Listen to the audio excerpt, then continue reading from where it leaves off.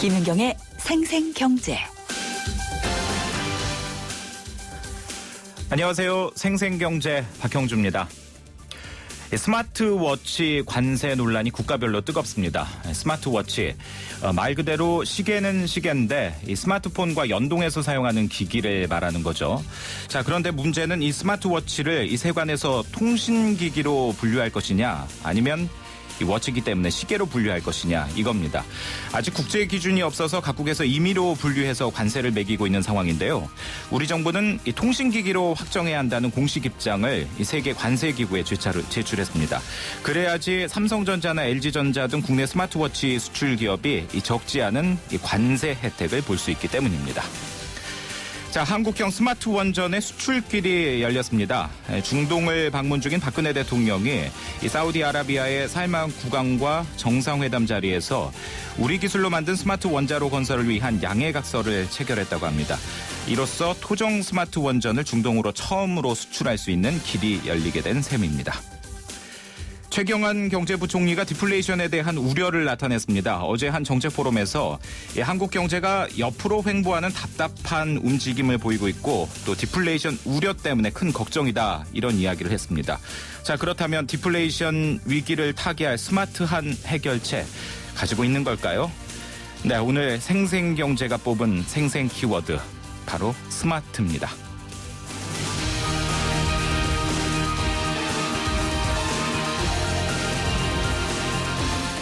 네, 김윤경의 생생경제. 오늘은 김윤경 기자가 개인적인 사정으로 나오지 못했습니다. 오늘 제가 대신 오늘의 키워드처럼 스마트하게 한번 진행을 해보도록 하겠습니다. 생생경제가 뽑은 오늘의 경제 이슈 잠시 전해드릴까요? 조금 전 2시에 작은 집회 하나가 열렸습니다. 바로 삼성전자 직업병 피해자 증언대회였는데, 삼성전자가 적극적으로 피해자들을 위해 지원하겠다고 나서고 있지만 직원과 똑같이 이 협력업체로 공장에서 일했다가 병을 얻거나 또 사망한 분들은 여전히 이 산재 판정도 받지 못한 상황이라고 합니다. 잠시 뒤에 이분들의 목소리를 듣도록 하겠습니다. 그리고 앞서 전해드린 것처럼 요즘 우리 경제 디플레이션 논란 정말 뜨겁습니다. 지난달 소비자 물가 상승률이 15년 만에 최저치를 기록했기 때문에 이 저물가 상황에 이미 도래한 것 아니냐, 디플레이션 아니냐, 이런 우려가 높은데요. 이 저물가 침체가 이어지면서 우리 경제도 침체에 빠진 것 아니냐는 경고가 나오고 있습니다.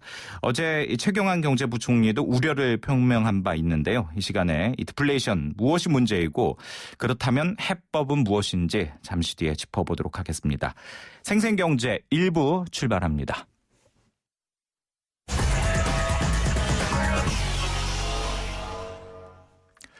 네, 오늘 증시 상황 분석을 해보도록 하겠습니다. 유한타증권 설릉역 지점의 박진희 차장 연결됐습니다. 박 차장님 안녕하십니까? 네, 안녕하세요. 네, 자, 코스피부터 좀 정리를 해볼까요? 네, 오늘 지수 먼저 말씀드리도록 하겠습니다. 오늘 지수 코스피는 1998.29포인트, 마이너스 3.09포인트에 마감을 하면서 2000선에서 다시 내려오는 모습을 보였고요. 코스닥은 반대로 630.35포인트, 플러스 4.71포인트를 보이면서 다시 상승세로 마감을 했습니다. 양 시장 모두 외국인의 매수세는 있었습니다만은 거래소 시장에서 기관의 강한 매도세가 시장을 압박하는 모습 속에서 기관이 3,300억대의 매도를 내놓으면서 지수를 하락으로 이끌었고요. 네. 코스닥 시장은 양쪽 모두 외국인과 기관이 모두 매수를 해주면서 반등에 성공하는 모습을 보였습니다. 예, 코스피하고 코스닥이 조금 엇갈렸는데요. 그러면 그 수급 상황은 어떻습니까? 네, 말씀하신 대로 단기적으로 외국인들은 계속적으로 매수를 보여주고 있지만 기관은 거래소 시장에서 차익 실현에 나서고 있는 모습을 보실 수가 있겠는데요. 투신권과 사모펀드를 중심으로 한 매도세가 나왔고요. 일단은 금융투자 쪽에서 좀 매도세가 좀 강하게 나오면서 최근 단기 급등에 따른 부담감에 일단 공매도 성향의 매물들이 좀 많이 나오고 있는 모습을 보였고요. 네. 전체적인 거래소의 수급 분위기는 그동안 수출주 중심의 강세가 강하게 이어졌던 만큼 해당 종목들로 매도세가 많이 나오면서 해당 종목들이 많이 밀렸습니다. 오늘 화학주하고 정유주들이 좀 많이 밀렸고요. 예. 오후 들어서면서부터 조선주들이 좀 밀리기 시작하고 장 초반 내내 강했었던 자동차 섹터들도 오후 들어서 하락 반전하는 모습을 보였습니다. 네. 건설주들도 좀 잘 버티는 모습을 보이다가 오후 들어서 좀 하락으로 강하게 좀 전환되는 모습을 보였고요. 예. 반대로 삼성전자가 다시 강하게 상승을 하면서 이들의 하락분을 어느 정도 좀 만회하는 모습을 보였고요. 그동안 선두적으로 먼저 조정을 보였었던 카지노 관련주라든지 네이버 같은 포털 관련주들이 좀 시장에서 좀 반등에 나서는 모습을 보였고요. 예. 엔터 관련주들 YG 엔터라든지 SM 같은 경우들이 좀 시장에서 좀 강하게 반등하는 모습을 보였습니다. 예. 코스닥도 뭐 같이 연달아서 말씀을 드리면요. 코스닥 같은 경우도 그동안 좀 상대적으로 많이 올랐었던 부품주들이 좀 조정을 받은 반면에 내수 섹터에서 좀 반등이 있었습니다. 네. 뭐 삼성전자를 제외하고는 주요 업종이 대부분 이제 하락했다 이렇게 봐도 될 것 같은데요. 그러면 그 오늘 눈에 띄는 움직임을 보인 업종이나 종목은 어떤 것들이 있을까요? 네, 방금 전에도 뭐 말씀드렸던 대로 가장 시장의 큰 특징을 보였던 섹터라면은 거래소 시장에서는 삼성전자입니다. 삼성전자 갤럭시 6의 기대감 계속 이어가면서 시장에서 강하게 부각되고 있는 모습이고요. 반면에 상당히 그동안 많이 올랐던 경기 민감주 섹터들은 매물을 맞는 모습을 보였습니다. 예. 삼성전자가 리딩하는 시장에서는 항상 빛과 그림자처럼 안 좋은 모습들이 많이 나옵니다. 지수는 잘 버티는데 종목들이 상대적으로 좀 안 좋아지는 흐름들이 많이 나타나는데요. 2000선대에 오면서 삼성전자의 위력이 다시 한번 커지고 있는 모습을 보실 수가 있었겠고요. 네. 그다음에 코스닥에서는 오늘 그동안 좀 많이 부진했었던 포털 섹터라고 하면 되겠죠. 다음 카카오가 오늘 좀 강하게 반등하면서 중국의 모바일 게임 SM과 함께 만들어서 좀 진출한다는 내용이 나오면서 포털주들의 반등을 이끌었고 또 YG엔터와 SM 같은 엔터주들의 좀 반등을 이끌었습니다. 전체적으로 그동안 수출주에 눌려서 부진했던 내수주가 1차적인 좀 반등이 나왔고요. 그동안 좀 강세를 보였던 수출주들이 매물을 맞았는데요.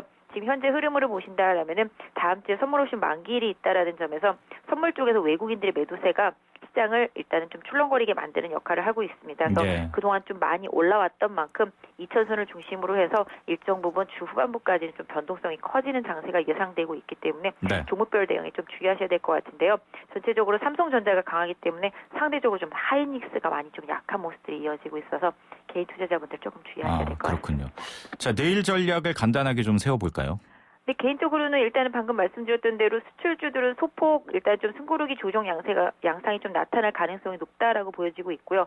기본적으로 먼저 선 조정을 받았었던 내수 섹터 쪽에서 일정 부분 반등이 좀 나오거나 아니면 수출주 중에서 상대적으로 덜 올랐던 종목들이 좀 그 키 맞추기를 하는 반등이 좀 나올 가능성이 높습니다. 예. 그래서 기본적으로 카지노 관련주들이라든지 아까 말씀드린 포털 관련주들을 중심으로 해서 단기적인 좀 반등 시도가 좀 있을 수 있을 것 같고요. 게임주들도 아마 그 부분에서 약간 좀 편성이 같이 될 가능성이 좀 높다라고 보여지고 네. 자동차 부품주들은 그럼에도 불구하고 그다지 많이 올라온 부분이 없기 때문에 뭐 개별적으로 자동차 부품주들의 흐름은 조금 더 이어질 수 있다라고 보여지고 있고요. 예. 내수주 중에서 그동안 좀 못 움직였었던 뭐 효성이라든지 이런 종목들하고요. 아까 말씀드린 카지노 종목들, 그다음에 뭐 반도체 관련돼서도 그동안 많이 못 움직였었던 뭐 유진테크라든지 이렇게 코스닥 시장에서도 내수주 중심으로 해서 못 움직였었던 종목들, 뭐 리온쿠첸도 마찬가지가 되겠고요. 기관의 수급들이 들어오고 있는 종목들 위주로 좀 단기적인 좀 반등 시도가 호텔신라 등도 마찬가지가 되겠는데요. 예. 이런 종목들의 좀 하루 이틀 정도 좀 이어지는 단기 반등의 가능성이 조금 있다라고 보여지고 있어서 알겠습니다. 개인 투자자분들 조금 2000선 회복하기 전까지는 조금 관망세 보여주시면 좋을 것 같습니다. 네, 유안타 증권 설릉역 지점의 박진희 차장이었습니다. 고맙습니다. 네, 감사합니다. 네, 생생경제는 베터 앤 디퍼런트 르노 삼성자동차와 함께하고 있습니다.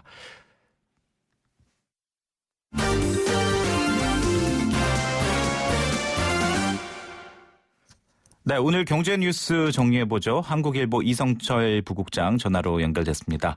이 부국장님 안녕하십니까? 안녕하세요. 네, 또 오랜만에 연결하네요. 예. 네. 자, 최경환 경제부총리 요즘 뭐 굉장히 한숨이 깊을 것 같습니다. 네네. 디플레이션이 우려된다 이런 얘기도 했는데 네. 그 타겟책으로 제시를 한 걸까요? 임금 인상을 강조했다고요. 자세히 좀 설명을 해주시겠습니까? 네. 오늘 이제 아침에 명동은행회관에서 열렸던 국가경영전략연구원 이 포럼 강연에서 우선 그 최근에 일어나고 있는 이 저물가 현상에 대해서 웃어야 될지 울어야 될지 모르겠다 이렇게 얘기를 했습니다. 예. 뭐 물가가 떨어지는 거는 사실 이 서민들 입장에서는 뭐 반가운 소식일 수도 있겠습니다만 네.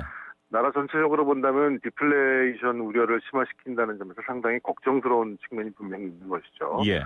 그러니까 물론 최 부총리도 지금이 디플레이션 단계는 아니다라는 점은 분명히 했습니다. 네. 왜냐하면은 이제 어제 소비자 물가 상승률 발표치를 보면은 0.5 정도가 나왔는데 담배값 인상분을 빼면은 사실상 마이너스였거든요. 네네.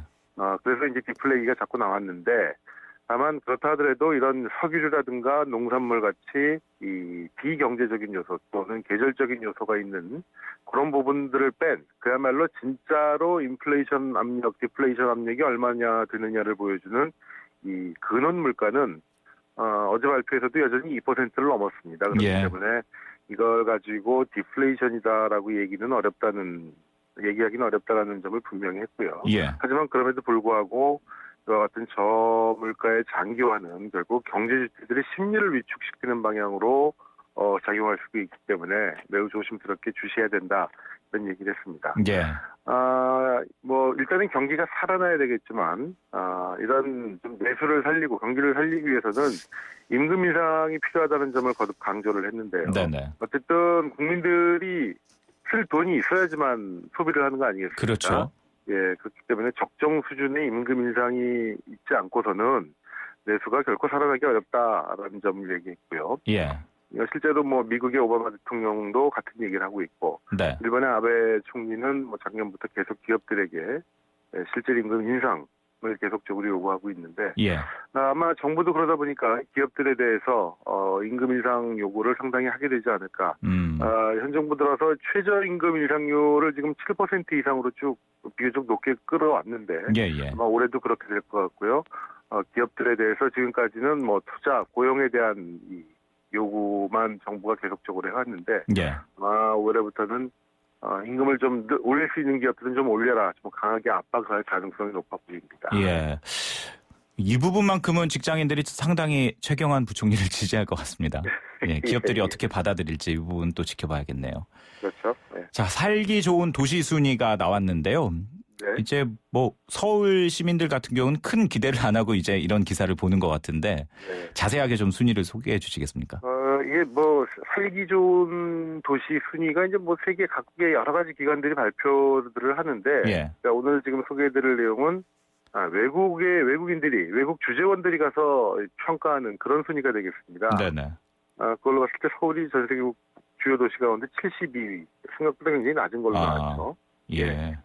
세계적 경영 컨설팅 업체인 이 머서라는 곳이 이 세계 주요 도시의 주재원 삶의 질 조사라는 걸 했는데, 그게 지난해보다 2계단 정도 올라가지고 72위로 나왔다고 그러는데, 네. 서울이 72위, 부산이 90위, 천안이 98위에 올랐다고 합니다. 천안이요? 예, 좀 의외죠.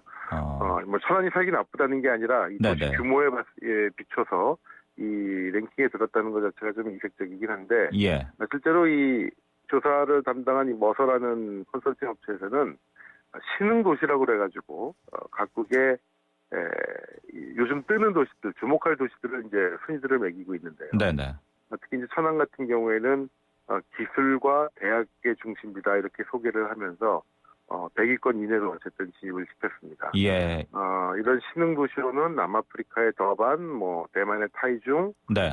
중국의 충칭과 시안 이런 데들이 들어갔는데, 참고적으로 전 세계 주재원들이, 외국 주재원들이 평가한 1위 국가, 살기 좋은 1위 도시는 작년과 마찬가지로 오스트리아의 빈이었고요. 예. 그다음에 스위스의 쭈리히, 뉴질랜드의 오클랜드, 독일의 뮌헨, 캐나다의 밴쿠버. 그러니까 우리가 생각하는 전통적으로 세계 뭐 최대 도시들, 뭐 네네. 뉴욕, 동경, 런던 이런 데들은 뭐 여기 들어가 있지는 않습니다. 그러네요. 예. 네. 알겠습니다. 어쨌든 아시아에서는 싱가포르가 26위로 가장 높았다고 합니다. 그렇군요. 알겠습니다. 이번 그 발표 가장 반가워할 곳이 천안시가 아닐까. 대대적으로 그렇죠? 좀 홍보를 할 것 같습니다. 네, 그렇습니다. 야, 도서 구입비가 최저 수준으로 줄었다. 그만큼 책을 덜 산다는 얘기일까요? 어떤 맥락입니까? 이 통계청에서 조사하는 이 소득 지출 관련 이제 통계를 보면은 전체 문화 오락 관련 지출비가 월 평균 가구당 한 14만 6천 원쯤 된다고 돼요. 네. 그래서 이거는 계속 늘어나고 있는 추세인데 그 문화 오락 관련 지출 중에 그 안에서 서적 구입비, 그러니까 책 구입비가 되겠죠. 네네. 이거는 지금 4년 연속으로 감소해가지고 사상 최저치를 기록했다고 그러는데 작년에 우리나라 가구당 월 평균 서적 구입비가 18,154원이었다고 합니다. 예예. 근데 지금 현재 판매되고 있는 책들의 평균 가격이 네. 뭐 싼 책도 있고 비싼 책도 있겠습니다만 18,600원 정도라고 그러거든요. 네. 그러니까 쉽게 말하면 한 달에 책 한 권도 구입을 하지 않았다. 그런 뜻으로 볼 수가 있겠는데 예. 뭐 여러 가지 이유가 있을 겁니다. 경기 요인도 있을 것이고 특히 요즘은 이제 스마트폰이라든가 이 전자기기가 활성화되면서 이 책 구입도 종이책보다는 뭐 전자책으로 가는 경향도 있고. 그렇죠. 근데 비단 그런 점을 감안한다 하더라도 우리나라가 지금 연평균 독서량이 계속적으로 감소하고 있거든요. 네네. 성인 같은 경우에 2013년에 연평균 독서량이 9.2권입니다. 네. 한 달에 한 권이 안 되는 것이고 그나마 매년 줄어들고 있는데 물론 운동, 영화, 오락 뭐 이런 쪽에 지출 비중은 높아지고 있는데 네네. 책 구입비만 계속 줄어들고 있다. 뭐 현대사회의 한 단면일 수도 있고. 네, 그렇죠. 그렇다고 뭐 저도 예. 참 책을 안 사는 것 같긴 합니다. 그렇습니까? 네. 그렇다고 뭐 책을 사라고 강요할 수도 없는 일이고요. 또 사실 그렇죠. 일반적으로 책값이 너무 비싸다. 뭐 그래서 이제 도서정가제도 시행이 됐습니다만. 네네. 그래서 아예 안 사버리는 것 아니냐 이런 생각도 저는 개인적으로 좀 드네요. 그런 측면도 분명히 있고요. 예. 요즘 뭐 아직 완전 활성화된 게 아닙니다만 전자책으로 보시는 분들도 꽤 있고. 네네. 근데 어쨌든 과거처럼 책 읽는다, 뭐 이렇게 그런 풍경들을 쉽게 요즘은 보기는 되게 어려운. 네. 저도 뭐 신문업계 종사합니다만 요즘 신문도 종이보다는 그냥 인터넷으로 보지 않습니까? 그렇죠. 그러니까 전체적으로 읽는 문화가 많이 좀 줄어들고 있는 것이 아닌가라는 생각도 좀 하게 됩니다. 예, 그렇습니다. 자, 알겠습니다. 오늘 여기까지 경제 뉴스 브리핑 진행하도록 하겠습니다. 한국일보 이성철 부국장이었습니다. 고맙습니다. 네, 고맙습니다. 네.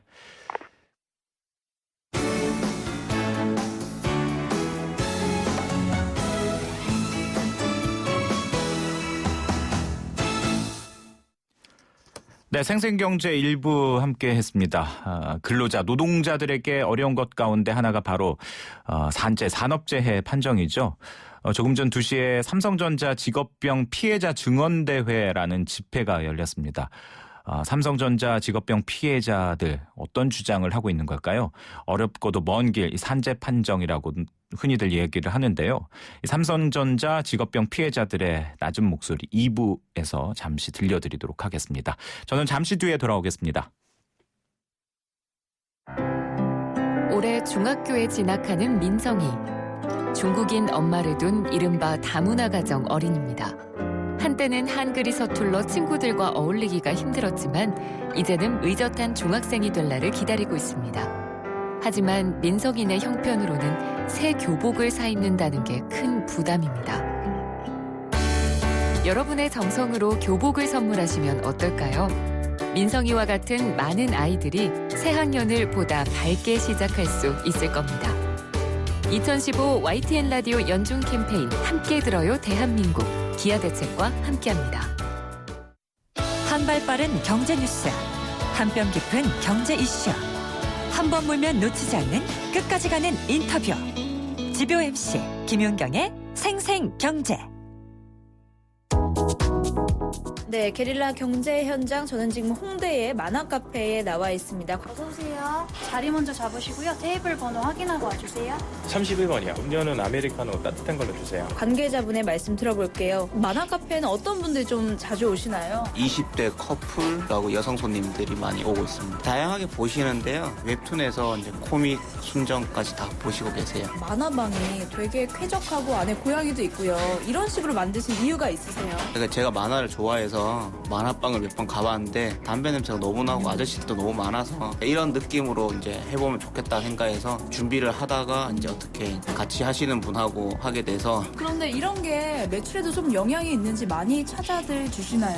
20대 초반 사람들이 그동안 만화를 보고 싶다는 수요가 있었는데 그냥 기성세대들이 무시를 한 거죠. 그들이 뭘 원하는지를 모르고 계속 그냥 꾸준히 지금 해왔던 대로 해오다가 저희가 이제 새로운 패러다임을 만들고 새롭게 이제 시도한 곳에서 매출에 영향을 줬다고 생각합니다. 네. 마지막으로 이곳의 좀 이용료도 궁금합니다. 이용료는 홍대 이쪽 주변에 있는 만화방하고 다 가격은 똑같고요. 시간당 2,400원씩 받고 있고요. 아니 뭐 음료를 같이 드실 경우는 패키지로 좀 더 저렴하게 이용할 수 있고요. 혹시 여기 만화 카페 자주 오시나요? 일주일에 한 2번 정도는 오는 것 같아요.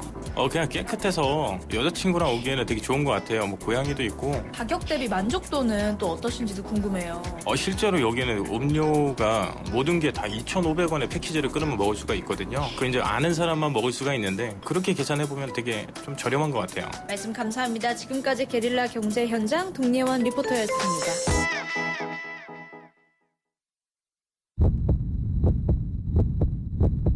2015년 3월 심장박동이 빨라진다. 모든 것이 다이내믹해진 All New Tucson. 사전계약 실시. Go Dynamic Tucson. New thinking, new possibilities. 현대자동차. 김윤경의 생생경제. 오늘 당신이 꼭 알아야 할 가장 중요한 경제 뉴스는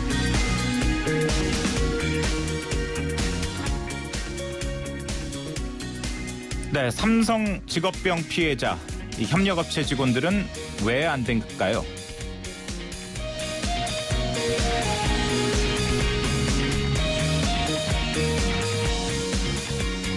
네, 세상의 베이스가 되다 포스코 협찬으로 김윤경의 생생경제 2부 함께 하고 있습니다. 자, 삼성이 만든 작업 환경에서 삼성 직원과 같이 일을 하다가 병을 얻었다면 이런 분들은 삼성으로부터 보상을 받을 수 있는 걸까요? 삼성전자 직업병 피해자 증언대회가 조금 전 2시에 열렸습니다. 삼성전자의 협력업체 직원으로 일하다가 세상을 떠난 고 손경주 씨의 아드님 한 분이 증언대회에 참석했는데요. 이 시간에는 잠시 전화를 연결해서 직접 이야기를 듣도록 하겠습니다. 손성배 씨, 안녕하십니까? 네, 안녕하세요. 예.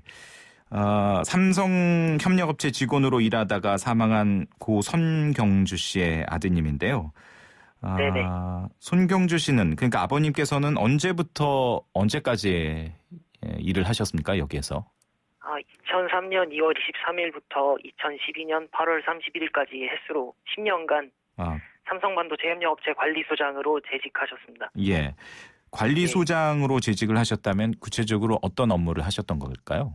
네, 그 업무는 이제 2003년에 입사하셔서 새로 생기는 라인을 관리 운영하는 업체였기 때문에 예. 초기 라인 셋업에도 관여하셨고 신규 인력 채용 면접하고 이제 기술 인력 교육, 현장 안전 지도 이런 일들을 위해서 노력하셨다고 아버지가 일기를 써놓으셨어요. 예. 그리고 이후에 이제 자리를 옮기신 다음에 이제 또 2개 신규 라인 셋업을 하셨다고 적어 놓으셨고요. 예. 예. 협력업체 직원으로서, 그러니까 삼성전자 작업장에서, 공장에서 일을 하신 거죠, 그러니까? 예. 아까, 애초에 입사는 삼성반도체 화성사업장으로 하셨고요. 예. 이제 그 화성사업장에서 12, 13 라인 관리하는 메타테크에 계셨고, 예. 그 다음에 이제 기흥사업장 내에 있는 기가테크로 자리를 옮기셔서 14라인, S1 라인을 이제 관리하셨다고 알고 있습니다. 예. 10여 년 동안 일을 하셨는데, 그런데 이제 10년 동안 계속 일을 하신 거는 아니고요. 왜냐하면은 그게 그 투병하시는 기간이 포함이 되어 있기 때문에. 네네. 네. 그러면 횟수로 10년이고. 일하는 도중에 이제 백혈병을 앓게 되신 건데요. 그 시점이 언제인가요, 그러면요? 2009년 5월 16일입니다. 이제 그때가 기가테크에 재직하고 계실 때인데요. 예. 이제 급성 림프구성 백혈병 확진을 받고 치료를 받으셨습니다. 예. 그리고 돌아가신 게 2010년에 그 병을 앓으셨고요. 2012년 8월 31일. 2012년에 투병을 하시다가 네. 한 2, 3년 정도 경과를 했군요. 2, 3년 동안 이제 다 병가를 하신 거는 또 아니고요. 예. 처음에 이제 2009년 5월 16일 발병하시고 큰아버지로부터 골수 이식을 받으신 다음에 네네. 많이 회복하셔서 이제 정상적으로 출근도 하시고 정상적으로 생활을 하셨었어요. 다시 복직을 하신 건가요, 그러면요? 예. 그러다가 이제 복직하셔서 정상적으로 근무하시다가 그 전에는 물론 이제 뭐 오전에만 갔다가 들어오실 때도 있었지만요. 네. 그러다가 이제 2011년 12월쯤에 이제 다시 이상을 느끼셔가지고 예. 그 검진을 받았는데 예. 2012년 1월 6일 이제 다시 재발 진단을 받으셨죠. 그때. 예. 그리고 이제 사망을 하신 건데 네. 그 산업재해 신청은 이제 아버님이 돌아가신 이후에 아드님 되신 손성배 씨께서 직접 하신 건가요? 뭐 제가 한 거는 아니고 예. 돌아가신 후에 어머니와 함께 이제 반올림에 연락을 했어요. 예.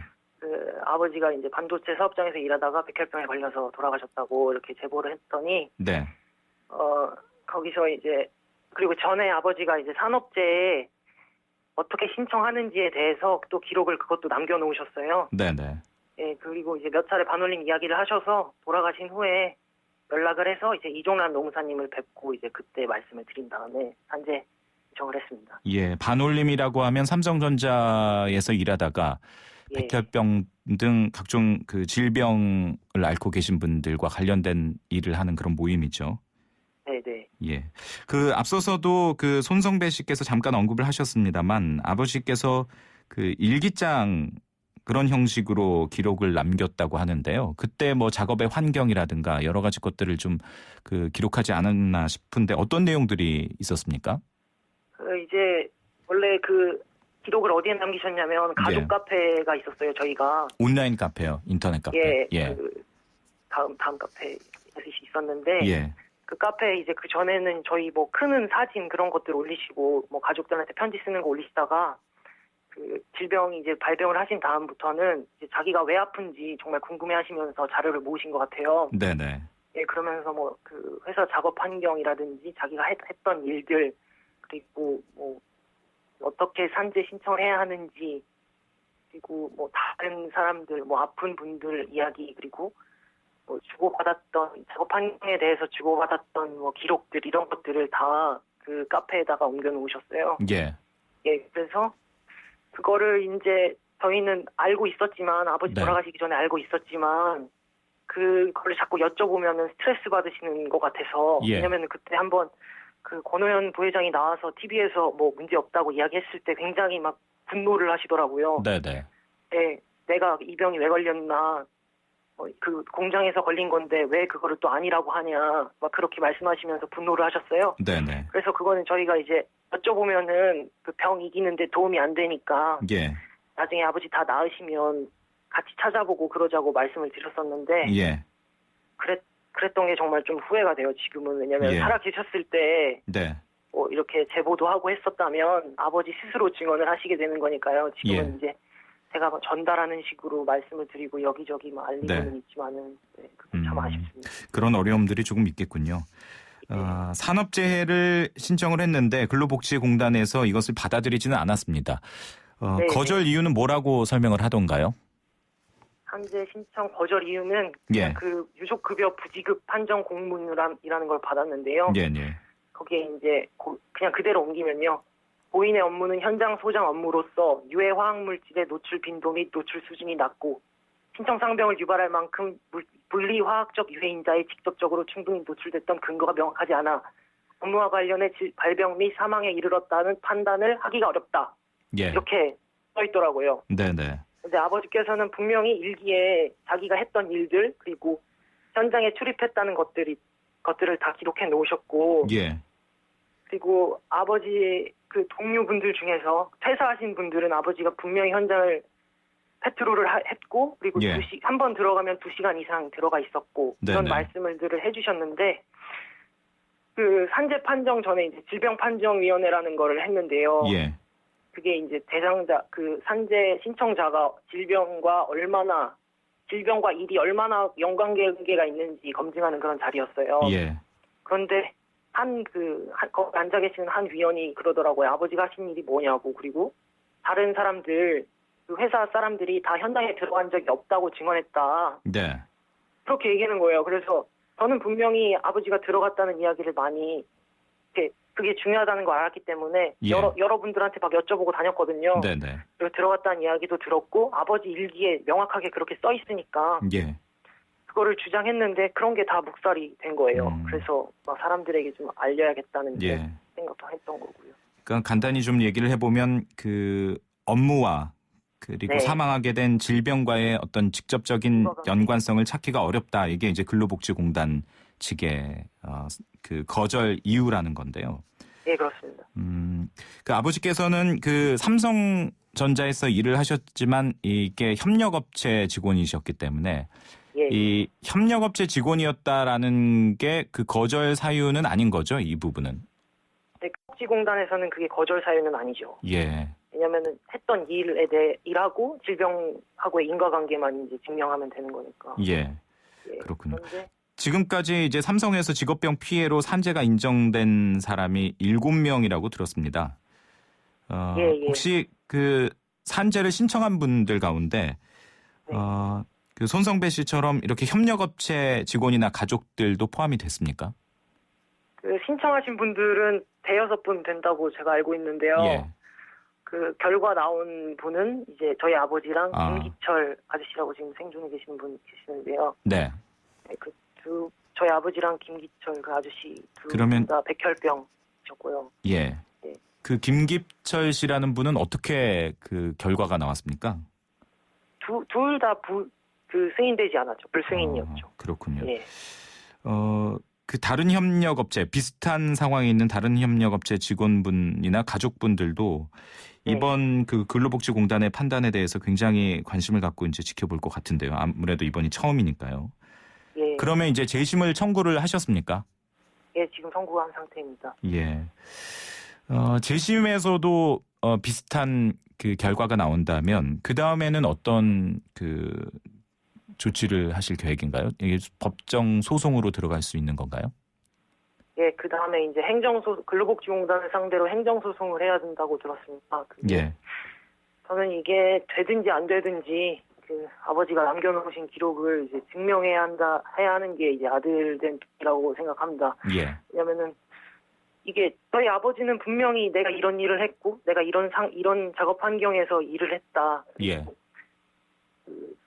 기여한 바가 크다라는 식으로 기록을 남겨놓으셨는데 예.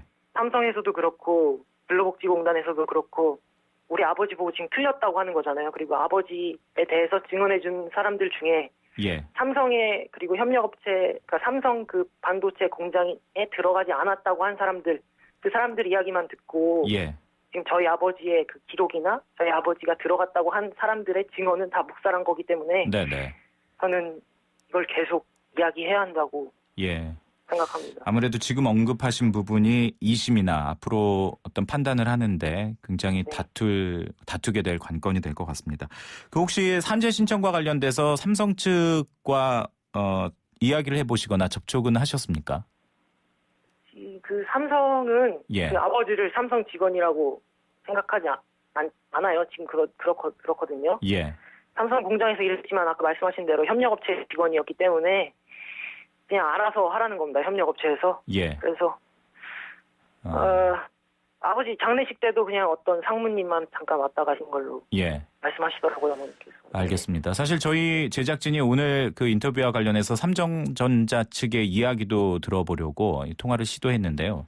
지금 손성배 씨 말씀하시는 것과 같이 협력업체 산재와 관련해서는 근로복지공단 소관이기 때문에 이 삼성 측에서는 드릴 말씀이 없다 이런 이야기를 전해 들었습니다. 오늘 인터뷰 이후에 추후에 기업 측에서 어떤 이야기 하실 부분이 있다면요. 저희들이 또 듣는 시간을 마련을 하도록 하겠습니다. 자, 일단 오늘 말씀 여기까지 듣도록 하겠습니다. 고맙습니다. 감사합니다. 예, 지금까지 삼성전자 협력업체에서 일을 하다가 사망을 한 고 손경주 씨의 아들 손성배 씨와 함께 이야기 나눠봤습니다.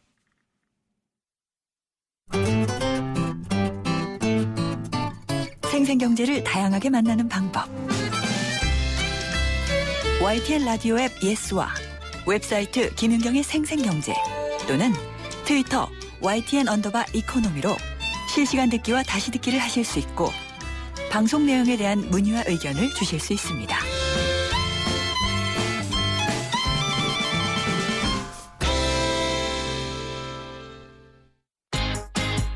생생 알짜 부동산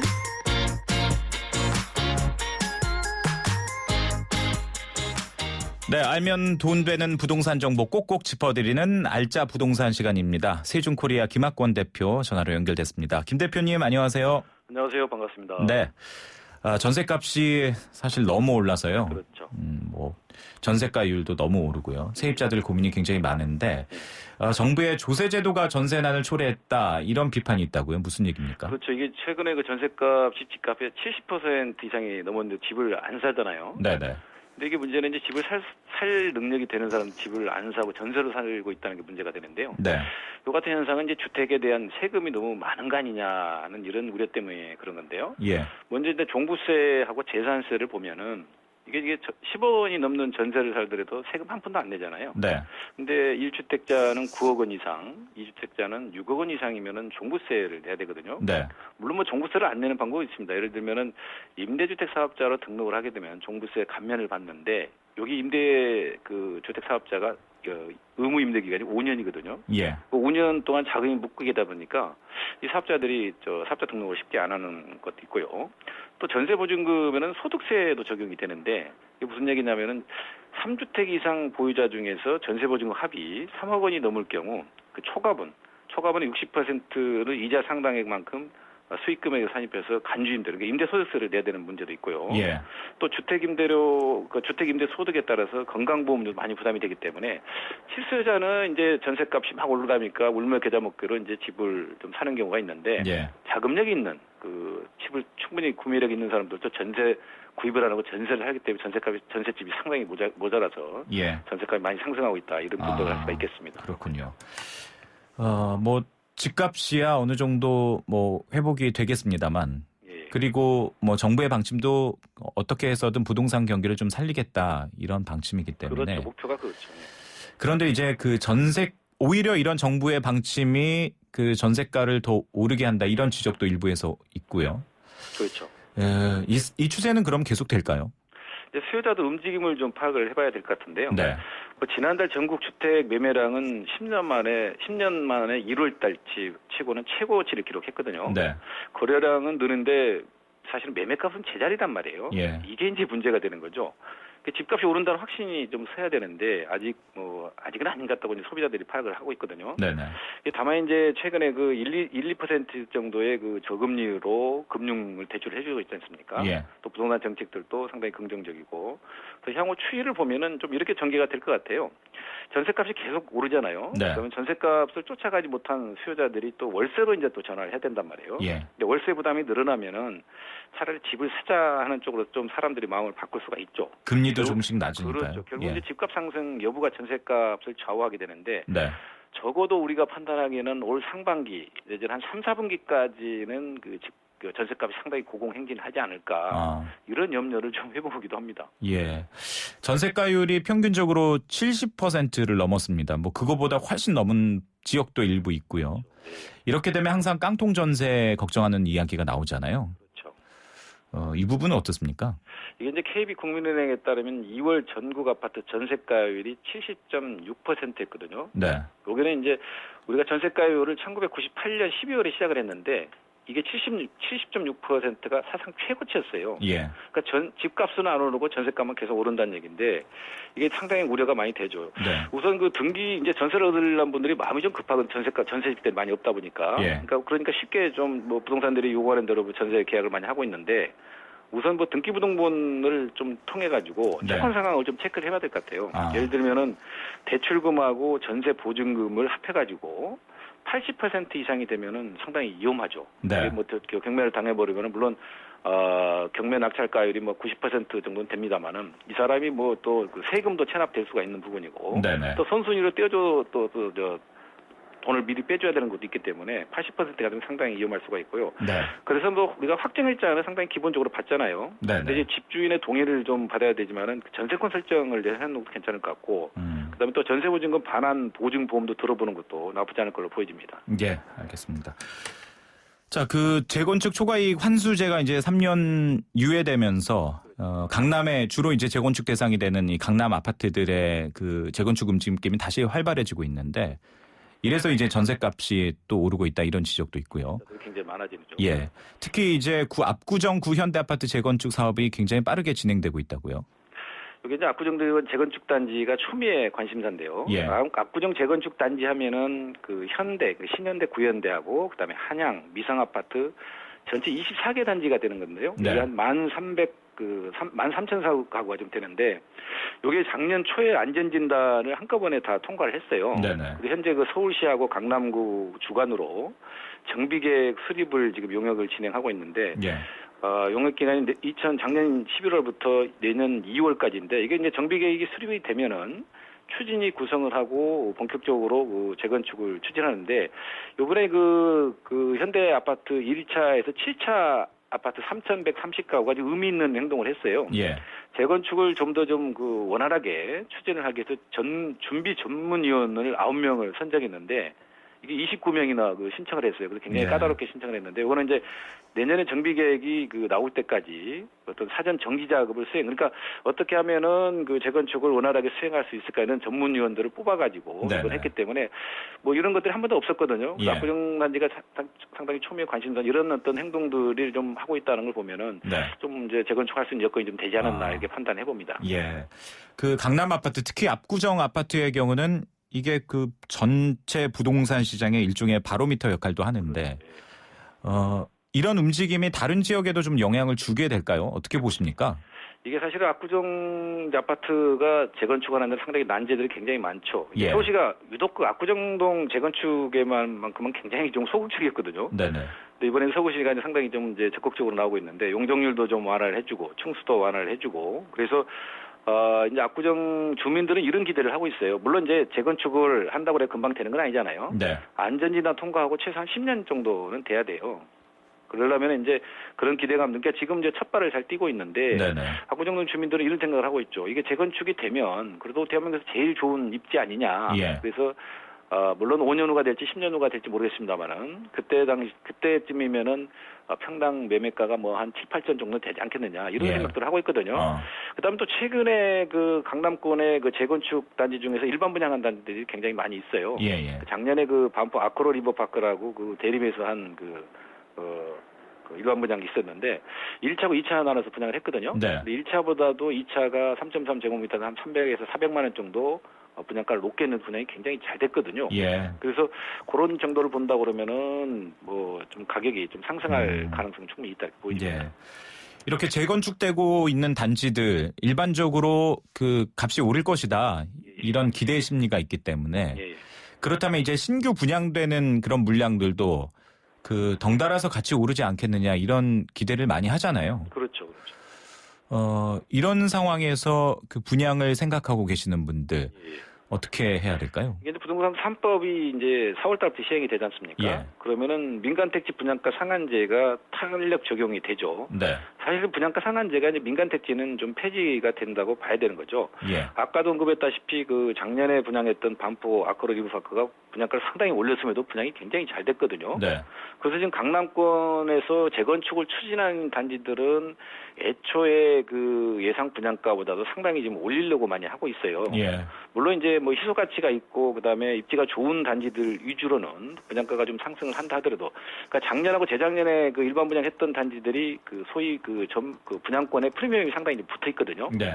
그것만큼 사실 좀 그 재건축 조합에서는 올리려고 하는 거죠. 그것만 네. 올려도 분양은 충분히 할 수 있다. 이런 측면이 많이 강합니다. 그래서 물론 뭐 지금 이제 그 서울 수도권에 신도시들이 굉장히 많지 않습니까? 네네. 이런 수요자들이 이제 강남이라든지 도심으로 다시 그 시내 쪽으로 들어올라온 수요자들이 상당히 많이 대기를 많이 하고 있어요. 예. 근데 서울 시내는 지금 집을 공급할 수 있는 적이 재개발, 재건축밖에 없지 않습니까? 네네. 그런 측면으로 봤을 때는 수요가 상당히 많이 발생한다는 측면에서는 향후에 수요자가 많이 는다는 측면에서는 집값이 어느 정도 영향을 받지 않을까 이렇게 판단해 봅니다. 그렇군요. 그 다음 이야기는 사실 뭐 서울시가 지금 논의 단계이기 때문에 좀 지켜봐야겠습니다만 서울 지하철 2호선 지상 구간을 그 아래로 지하화한다. 이걸 지금 검토를 하고 있잖아요. 당연히 이제 부동산 시장이 관심을 가질 것 같은데 어떻게 전망을 하십니까? 이번에 그 지상철이 이제 지하화될 구간이 굉장히 좋은 구간들이 굉장히 많이 있어요. 예. 예를 들면 건대 입구역이라든지 뭐 합정역이라든지 구로 디지털역이라든지 이런 적들은 굉장히 그 유동인구도 굉장히 많고 또 소비성이 강한 또 젊은 층들이 많이 또 이동하는 지역이잖아요. 네. 이런 적들은 상권 활성화가 상당히 될 가능성이 높죠. 예. 뭐 이제 집값이나 상권에 영향을 조금 미치겠지만 내가 보기에는 집값 급등보다는 그 상권 활성화가 예상이 상당히 되고요. 예. 이게 이제 그 고가 같은 게 철거가 되면 그 주변이 땅값이 굉장히 오르지 않습니까? 그렇죠. 그러니까 이런 걸 봤을 때는 그 아마 지하화가 된다 그러면 아까 이런 지역들 위주로 예. 땅값은 상당히 오를 것으로 저는 생각을 하고 있습니다. 알겠습니다. 자, 세준코리아 김학권 대표와 함께 알짜 부동산 정보 알아봤습니다. 고맙습니다. 네, 감사합니다. 사장님, 복잡하고 까다로운 세금 신고, 장부 작성, 재무 진단은 어떻게 해결하세요? 당연히 세무사에게 맡기죠. 고용산재보험 사무대행. 성년 후견인 업무도 해결해주는 든든한 파트너니까요. 세무사를 알아두는 것이 생활의 지혜입니다. 한국세무사회.